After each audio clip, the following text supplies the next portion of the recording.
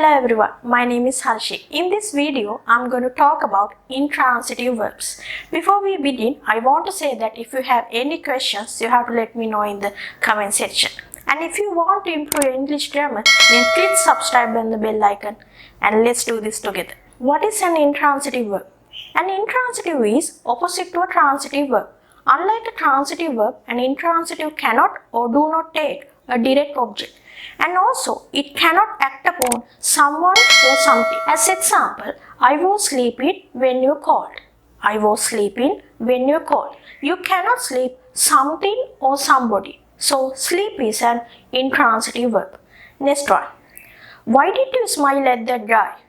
Why did you smile at that guy? You don't smile something or somebody. So, smile is an intransitive verb. Next one. We laughed so hard during the match. We laughed so hard during the match. You cannot laugh something or somebody. So, laugh is an intransitive verb.